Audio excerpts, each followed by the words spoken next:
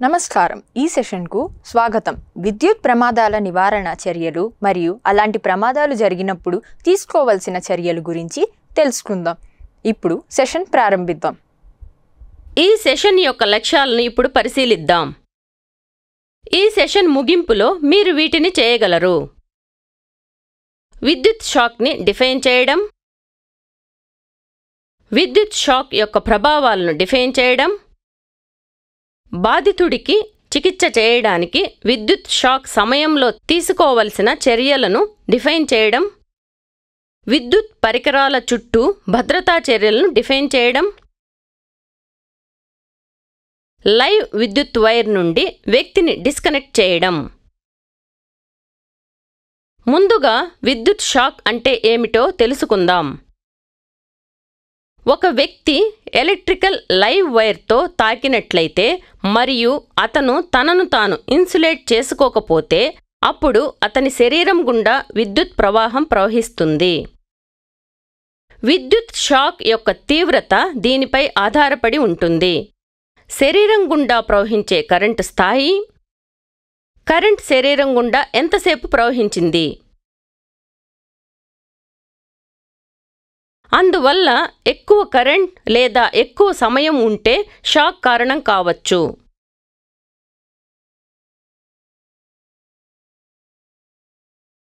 అదనంగా షాక్ యొక్క తీవ్రతను ప్రభావితం చేసే ఇతర అంశాలు: షాక్ను పొందుతున్న వ్యక్తి వయస్సు, పరిసర వాతావరణ పరిస్థితి, నేల పరిస్థితి అంటే తడి లేదా పొడి, వోల్టేజ్ మరియు కరెంట్ స్థాయి, వివిధ పరికరాల యొక్క ఇన్సులేటింగ్ ప్రాపర్టీ. తరువాత విద్యుత్ షాక్ యొక్క ప్రభావాలను చూద్దాం. విద్యుత్ షాక్ యొక్క ప్రభావాలు వేర్వేరు కరెంట్ విలువలలో మారవచ్చు. కరెంట్ 1 మిల్లీ యాంపియర్ నుండి 5 మిల్లీ యాంపియర్ వరకు ఉంటే తక్కువ ప్రమాదం ఉంది మరియు జల్దరింపు అనుభూతిని అందిస్తుంది. కరెంట్ 10 మిల్లీ యాంపియర్ నుండి 300 మిల్లీ యాంపియర్ వరకు ఉంటే మితమైన ప్రమాదం ఉంది మరియు ఇది నిరంతర కండరాల సంకోచం మరియు వెంట్రికులర్ ఫైబ్రిలేషన్కు దారితీస్తుంది. కరెంటు 300 మిల్లీ యాంపియర్ మరియు అంతకంటే ఎక్కువ ఉంటే ప్రమాదం ఎక్కువగా ఉంటుంది మరియు డీఫైబ్రిలేషన్ మరియు కాలిన గాయాలకు దారితీయవచ్చు.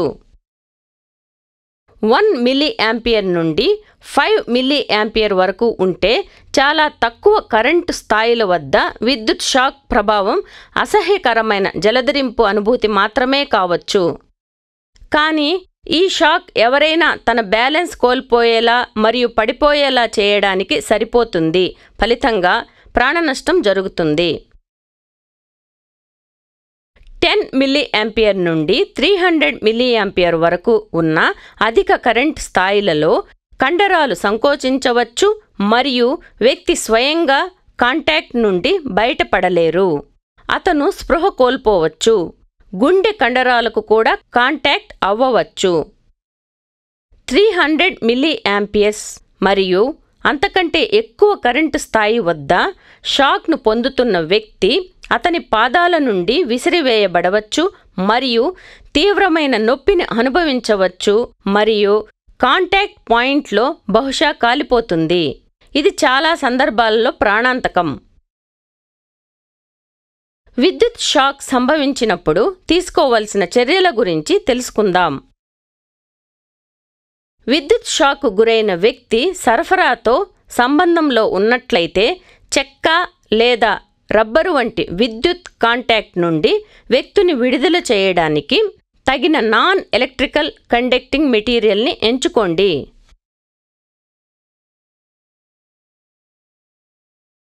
విద్యుత్ పవర్ని ఆపివేయండి. మిమ్మల్ని మీరు ఇన్సులేట్ చేసుకోండి మరియు విద్యుత్ కాంటాక్ట్ నుండి వ్యక్తిని దూరంగా లాగండి. లేదా బాధితుడితో డైరెక్ట్ కాంటాక్ట్ని నివారించండి. రబ్బరు చేతి తొడుగులు అందుబాటులో లేకుంటే పొడి క్లాత్ లేదా కాగితం ఉపయోగించి మీ చేతులను చుట్టండి.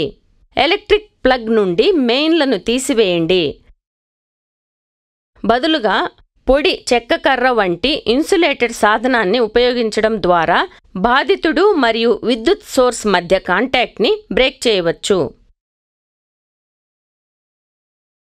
మరొక మార్గం ఏంటంటే మిమ్మల్ని మీరు ఇన్సులేట్ చేసుకోవడానికి డ్రై వుడ్, రబ్బర్ లేదా ప్లాస్టిక్ లేదా చేతికి దగ్గరలో ఉన్న వంటి కొన్ని ఇన్సులేటింగ్ మెటీరియల్ మీద నిలబడాలి మరియు బాధితుని పుష్ చేయడం లేదా పుల్ చేయడం ద్వారా కేబుల్, ఎక్విప్మెంట్, పాయింట్ కాంటాక్ట్ నుండి ఫ్రీ చేయండి. ఇది అంతా చేస్తున్నప్పుడు మీ పర్సనల్ సేఫ్టీ అత్యంత ముఖ్యం అని నిర్ధారించుకోండి. బాధితుడు స్తంభంపై లేదా ఎత్తైన ప్రదేశంలో పనిచేస్తున్నట్లయితే అతడు పడిపోకుండా తగిన చర్యలు తీసుకోండి లేదా కనీసం అతను కింద పడుతున్నట్లయితే సురక్షితంగా ఉండేలా చూసుకోండి. కాలిన ప్రాంతాన్ని శుభ్రమైన డ్రెస్సింగ్తో కప్పండి. వీలైనంత త్వరగా అతనికి చికిత్స చేయడానికి డాక్టర్ సాయం పొందేలా చూడండి. విద్యుత్ షాక్ తర్వాత బాధితుడు అపస్మారక స్థితిలో ఉంటే వెంటనే అతనికి లేదా ఆమెకు ప్రథమ చికిత్స చేయడానికి సిద్ధం చేయండి. రక్షకులు ప్రథమ చికిత్సలో బాగా శిక్షణ పొందారని నిర్ధారించుకోండి. ఆ తరువాత వెంటనే అతన్ని వైద్య చికిత్స కోసం పంపండి. తరువాత విద్యుత్ పరికరాలకు సంబంధించిన భద్రతా చర్యలను చూద్దాం. అర్హత కలిగిన, శిక్షణ పొందిన వ్యక్తులు మాత్రమే విద్యుత్ పనిని చేయాలి. లైవ్ సర్క్యూట్లలో పనిచేయవద్దు. తప్పక చేయాల్సి ఉంటే రబ్బరు చేతి తొడుగులు, రబ్బర్ మ్యాట్స్ మొదలైన వాటిని ఉపయోగించండి. ఎలక్ట్రికల్ సర్క్యూట్లలో పనిచేస్తున్నప్పుడు ఇన్సులేటెడ్ హ్యాండిల్ స్క్రూడ్రైవర్లు మరియు ప్లయర్లను ఉపయోగించండి. బేర్ కండక్టర్లను తాకవద్దు. స్విచ్ ప్యానెల్లు, కంట్రోల్ గేర్లు మొదలైన వాటితో పనిచేసేటప్పుడు, ఆపరేటింగ్ చేస్తున్నప్పుడు రబ్బర్ మ్యాట్లపై నిలబడండి. ఇప్పుడు లైవ్ సరఫరా నుండి ఒక వ్యక్తిని డిస్కనెక్ట్ చేసే విధానాన్ని చూద్దాం. విద్యుత్ షాక్కి గురైన వ్యక్తి అంటే మ్యాక్ బాధితుడిని గమనించండి. పరిస్థితిని త్వరగా అర్థం చేసుకోండి.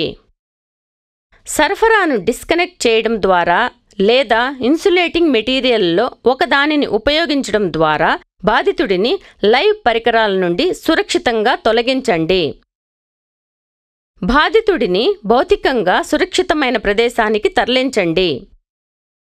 బాధితుడు అపస్మారక స్థితిలో ఉన్నట్లయితే మెడ, ఛాతీ మరియు నడుము చుట్టూ ఉన్న దుస్తులను విప్పండి మరియు బాధితుడిని రిలాక్స్డ్ స్థానంలో ఉంచండి. బాధితుడి సహజ శ్వాస మరియు స్పృహ కోసం తనిఖీ చేయండి. పరిస్థితి ఆధారంగా శిక్షణ పొందిన రక్షకుని ద్వారా ప్రథమ చికిత్స అందించండి మరియు వెంటనే బాధితుడిని వైద్య చికిత్స కోసం పంపండి. రోగిని వెచ్చగా ఉంచండి. విద్యుత్ కాలిన గాయాలు లేదా గాయం విషయంలో ప్రథమ చికిత్స చేయండి. కాలిన ప్రాంతాన్ని నీటితో శుభ్రం చేయండి. కాలిన ప్రాంతాన్ని శుభ్రమైన గుడ్డతో కప్పండి. తీవ్రమైన బ్లీడింగ్ అవుతున్నట్లయితే రోగిని కింద పడుకోబెట్టి విశ్రాంతి తీసుకోనివ్వండి. వీలైతే గాయపడిన భాగాన్ని శరీర స్థాయి కంటే ఎత్తులో ఉంచండి. రక్తస్రావం ఆపడానికి అవసరమైనంత సమయం మరియు గట్టిగా గాయం మీద ఒత్తిడిని అప్లై చేయండి. గాయం మీద ఒక డ్రెస్సింగ్ ఉంచండి మరియు మృదువైన పదార్థమైన ప్యాడ్తో కవర్ చేయండి. రక్తస్రావం తీవ్రంగా ఉంటే 1 కంటే ఎక్కువ డ్రెస్సింగ్ వేయండి. కృత్రిమ శ్వాసక్రియ యొక్క సరైన పద్ధతులను నిర్వహించడాన్ని కొనసాగించండి. మనము ఇప్పటివరకు నేర్చుకున్న వాటిని రీక్యాప్ చేద్దాం. విద్యుత్ షాక్ని డిఫైన్ చేయడం, విద్యుత్ షాక్ యొక్క ప్రభావాలను డిఫైన్ చేయడం, బాధితుడికి చికిత్స చేయడానికి విద్యుత్ షాక్ సమయంలో తీసుకోవలసిన చర్యలను డిఫైన్ చేయడం, విద్యుత్ పరికరాల చుట్టూ భద్రతా చర్యలను డిఫైన్ చేయడం, లైవ్ విద్యుత్ వైర్ నుండి ఒక వ్యక్తిని డిస్కనెక్ట్ చేయడం. విద్యుత్ ప్రమాదాల నివారణ చర్యలు మరియు అలాంటి ప్రమాదాలు జరిగినప్పుడు తీసుకోవలసిన చర్యల గురించి అర్థం చేసుకున్నారని ఆశిస్తున్నాను. తదుపరి సెషన్లో కలుద్దాం.